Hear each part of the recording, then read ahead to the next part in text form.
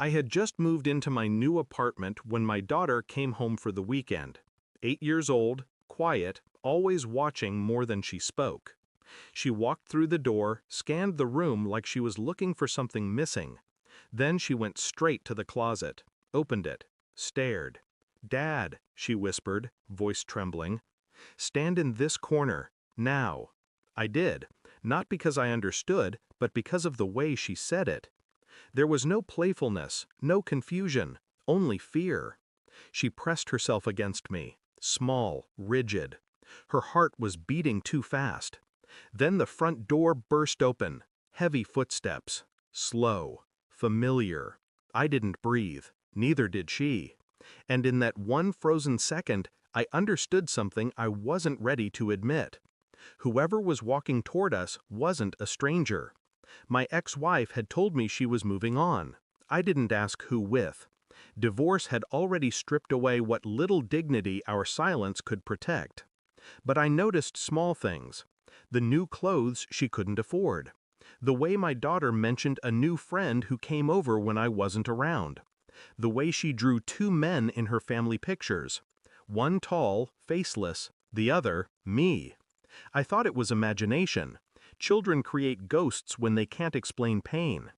But now, standing in that corner, listening to those footsteps, I realized it wasn't a ghost at all. It was him. The man she had chosen after me. The one she swore didn't exist.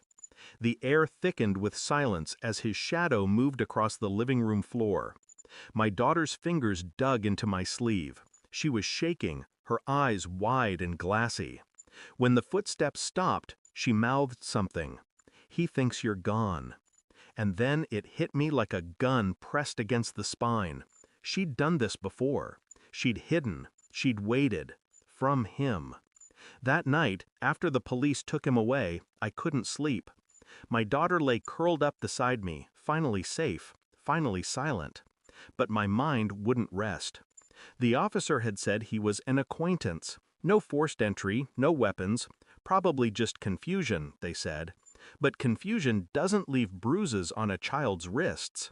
So I started looking, quietly, carefully. Old messages between my ex-wife and me, half-replies, cryptic excuses. Dates that didn't line up.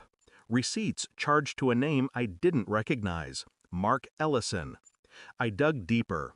Background checks, surveillance records, photos from my daughter's school events. He was there, always just in the background, watching her. Not like a boyfriend, not like a stepfather, like a threat.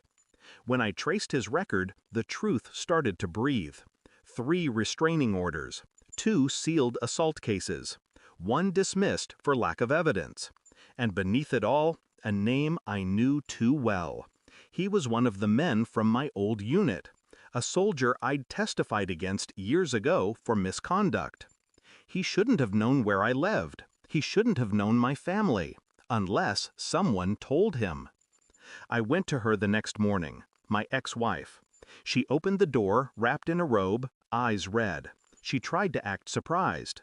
"You know who he is?" I asked. Silence. She didn't deny it. "He said he could protect us," she whispered. "He promised I'd never have to depend on you again." Her words didn't sting. They carved. Clean, precise, surgical. I let her talk. Let her choke on her reasoning, her guilt disguised as desperation. When she was done, I handed her the photos, the evidence, her secret laid bare. She tried to speak, but I'd already turned away. Some betrayals are too calculated to forgive. I didn't go to the police again. That would have been mercy. Instead, I called a friend, someone who still owed me from the old days. By nightfall, every piece of his life unraveled. His parole violated, his accounts frozen, his name flagged. The predator became the hunted. And when he called me, screaming threats through a burner phone, I just listened. "You did this," he spat. "No," I said. "You did." Then I hung up. The sound of my own calm unnerved me. I wasn't angry anymore. I wasn't anything, just precise.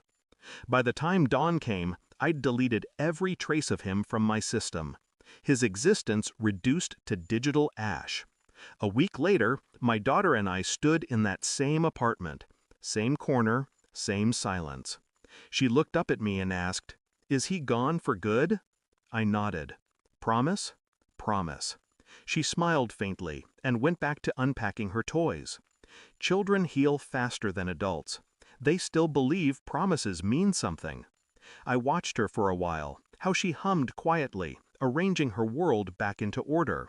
And I realized I wasn't trying to fix anything anymore. I was just making sure the next shadow that walked through our door wouldn't leave alive. Some corners aren't meant for hiding. They're where you wait for the truth to walk in and watch it finally die. Thanks for watching. Don't forget to like, share, and comment. Subscribe now to Cheating Stories Insight World for more amazing stories.